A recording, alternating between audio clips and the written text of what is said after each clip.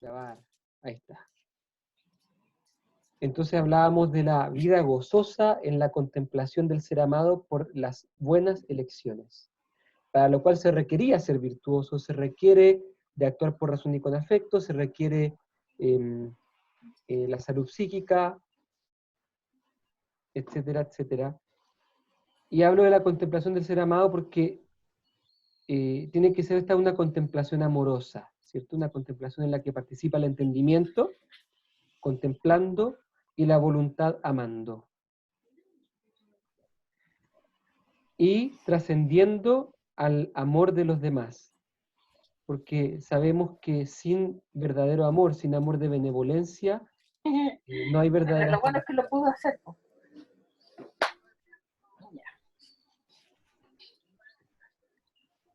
Ya, qué bueno. Sí.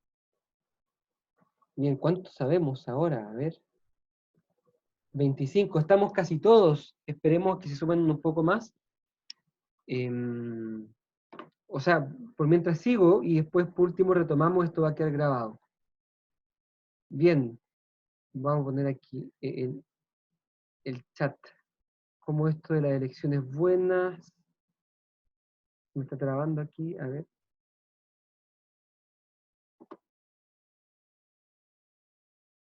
Algo se me está trabando el computador, perdonen.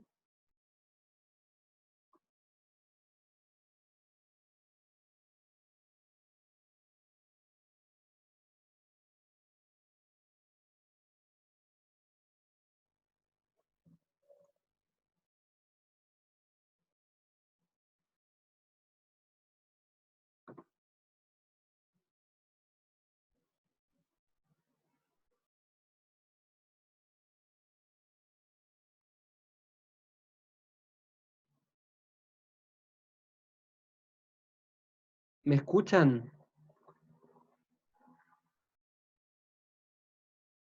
Se escucha, pero se ve que se le pegó el cosito, la pantalla. Bueno, pero si ustedes me escuchan podemos seguir. Mucha paciencia conmigo, perdón, no sé por qué acaba de pasar esto.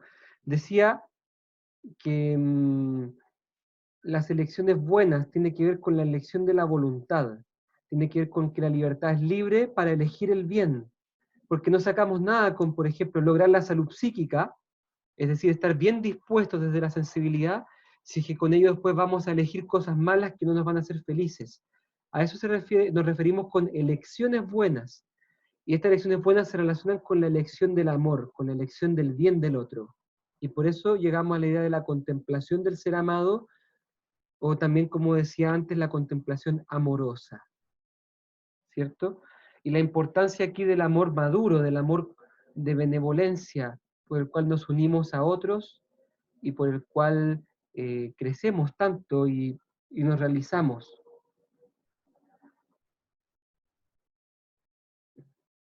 ¿Alguna duda con lo que acabo de decir? Que como no veo el chat, no tengo cómo saber.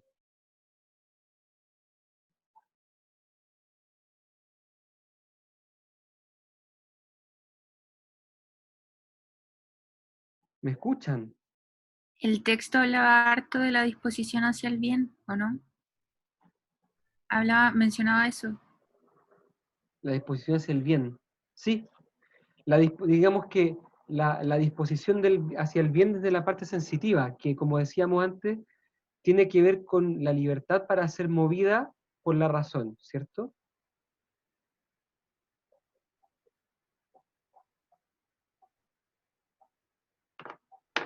A ver, ¿qué está pasando acá? Espera que ¿Cómo puedo sanar esto? A ver.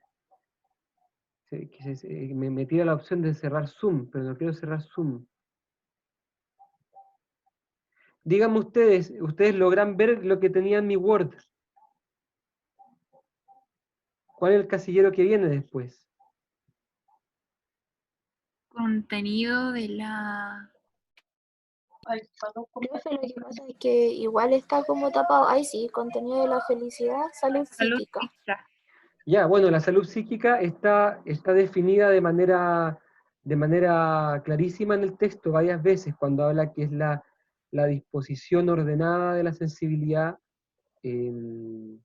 La disposición ordenada de la sensibilidad, como parte, en tanto parte del acto voluntario, ¿cierto? Todo eso está escrito ahí en el texto y no hay mucha duda sobre cómo interpretarlo, porque está allí. Más nos va a costar con los otros autores que no ocupan estas categorías para definir las cosas y tenemos que andarlos pillando, tenemos que andarles preguntando al autor. Después de eso, ¿qué otra casilla sigue? Rol del terapeuta. El rol del terapeuta. También está dicho en el texto, cuando dice que el terapeuta es como el facilitador, ¿cierto? Dice un facilitador, el facilitador que busca, dice en el punto 6 del texto, es un facilitador que está orientado a lograr la salud psíquica de la persona, ¿cierto? No es como el que dice en el texto, no es como el que desde afuera le da la salud al paciente, sino que es como el que trata de ayudar a que la salud brote de la propia naturaleza de la persona, desde ella.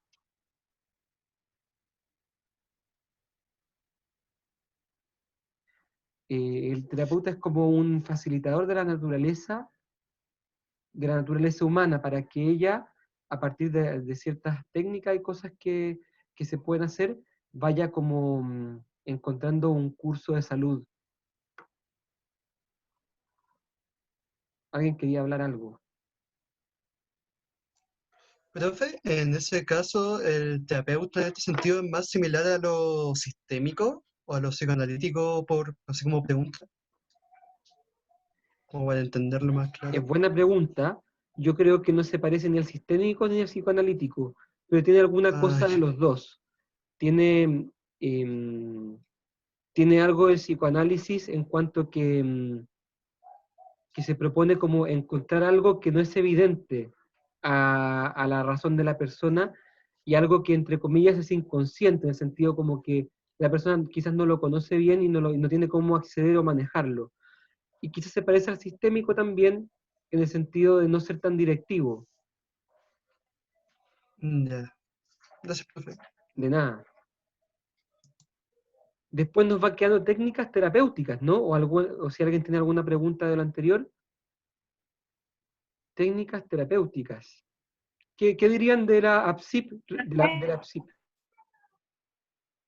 A ver, alguien hablando. ¿Cómo había dicho que era salud psíquica? Disposición, ¿cómo lo había mencionado usted? Mira, no te preocupes por la definición exacta porque yo voy a subir el cuadrito bien completado a partir de lo que hablamos en esta clase para que ustedes lo tengan disponible. Pero está en el texto, es la disposición ordenada de la sensibilidad, en palabras muy sintéticas.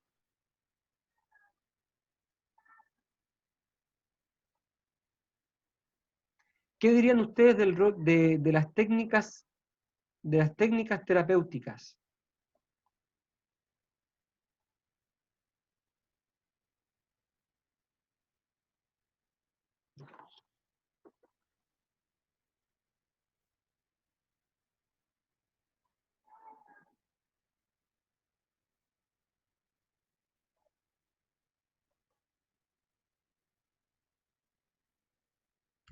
Profe, ¿no se refería a eso como al tema de fortalecer la templanza y la fortaleza, o no?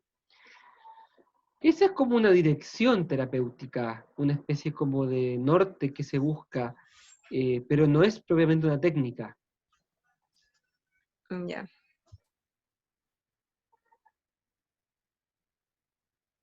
¿Cuántas técnicas terapéuticas se mencionaron en el texto?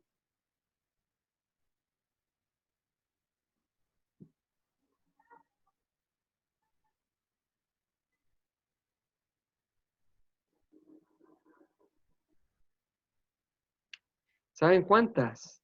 Ninguna. ¿Cómo, profe? No hay ninguna. Efectivamente, no se mencionó ninguna técnica, no se mencionó ningún procedimiento técnico para lograr estos fines. La psicología integral de la persona no ha desarrollado una técnica propia, pero está abierta y pretende tomar para sí toda técnica terapéutica que favorezca el ordenamiento de la sensibilidad. Por lo tanto, al psicólogo integral de la persona, el psicólogo integral de la persona está dispuesto a revisar en las obras de Freud, en las obras de Rogers, en las obras de Adler, en las obras de Frankl, y en cualquier otra obra para aprender técnicas y para encontrar estrategias que permitan generar esa experiencia que permite cambiar el experimentum y con ello corregir la sensibilidad. Por eso es que no se le hace asco a estrategias cognitivo-conductuales, no se le hace asco a estrategias psicoanalíticas, a estrategias antiguas, a estrategias modernas, a nada, mientras ayude y confluya en lograr la remoción de los obstáculos de la sensibilidad. Profe, y eso del hecho de que el terapeuta intenta indagar cuánto ha confundido la razón los afectos, no es propio como de una técnica, porque eso, por ejemplo, no sé si está tanto como en el psicoanálisis como propiamente tal. ¿Podría ser como una especie de técnica propia de esta corriente? Ahí de nuevo nos encontramos con un norte, porque las maneras, por ejemplo, para poder encontrar cuál es el rol de la racionalidad o el entendimiento de la voluntad, pueden ser múltiples. Uno, por ejemplo, podría hacer un juego en la terapia para que la persona, para saber cuál es la relación que tiene la persona. Uno podría usar, por ejemplo, terapia simbólica en sueños dirigidos para poder conocer eso. Uno podría hacer un cuestionario, uno podría mandar una tarea para la casa. Esas son técnicas, me refiero, las técnicas son específicamente procedimientos que permiten obtener algún tipo de experiencia o conocimiento de algo. La técnica puede ser una simple como conversación, pero hay que ver, caso a caso. Gracias. De nada. Y vamos llegando a la última, la relación con la realidad, con el ser. Y nos van quedando 2 minutitos o 7 minutitos para terminar con la clase. Está parada la pantalla del profesor, pero aquí no nos vamos. Vamos a terminar esto. La relación con la realidad, con el ser, ¿a qué se refiere? Se refiere a cuál es la postura que tiene la corriente de psicología en específico, en este caso esta metapsicología, que es la PSIP, la postura que tiene respecto de la realidad. Por ejemplo, si cree o no que existe una realidad, que existe el ser.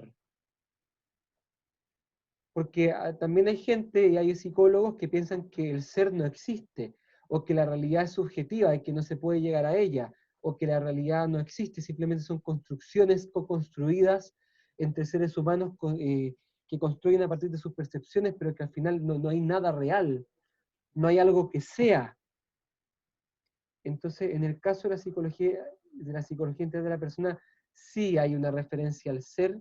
El ser es la realidad última a la que refiere la psicología integral de la persona. La psicología integral de la persona reconoce que hay una realidad previa, que hay algo que es una naturaleza de las cosas, ¿cierto? Y hay que ordenar a la persona, y la ciencia y todo tiene que ordenarse a la realidad de las cosas como son. En el fondo, la PSIP considera que una teoría es válida no solamente si es que la teoría hace sentido, sino si acaso la teoría se ajusta a la realidad.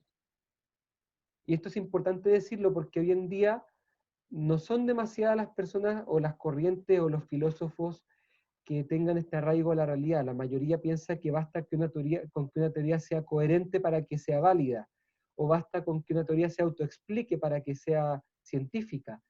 Para la psicología integral de la persona, para que una teoría sea válida, tiene que tener arraigo a la realidad, tiene que ser coherente con cómo son las cosas. Si la pregunta lógica es, bueno, ¿y cómo son las cosas? ¿Tú qué te crees para decir cómo son las cosas? Qué orgulloso de tu parte decir que las cosas tienen que ser de una manera. Bueno, estamos obligados a decir que las cosas son de una manera. No creemos saber ni ser los más expertos en cómo son las cosas, pero creemos que hay que hacer un esfuerzo por llegar a saber y descubrir cuál es el ser, cuál es la naturaleza de las cosas, cómo es la realidad, y en definitiva, cuál es la verdad.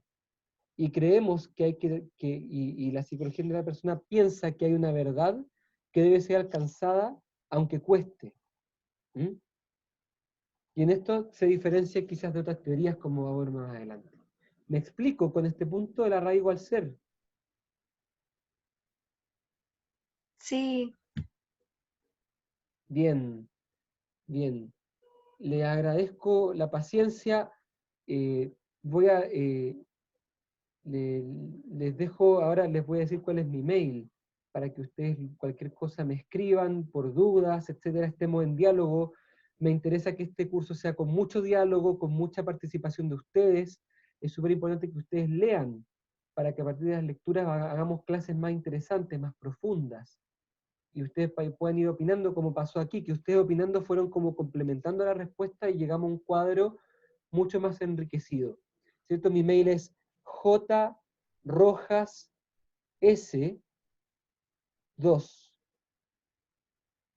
repito, jrojasS2@uft.edu.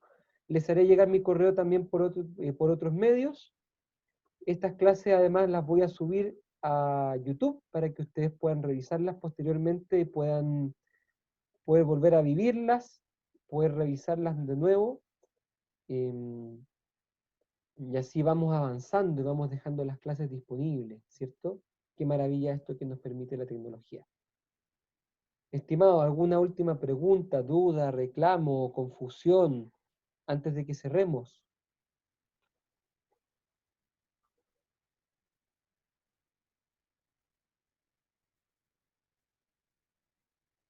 En eFinis podrán encontrar los textos que tienen que ver para la próxima semana.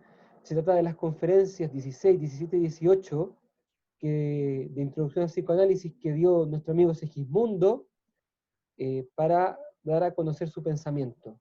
Son maravillosas, disfrútenlas y vayan llenando el cuadrito para que después podamos dialogar sobre eso. Gustazo estar con ustedes, un abrazo grande, cuídense mucho. Profe. Sí, sí, sí. Por interno preguntan sobre la calendarización, si es que ya.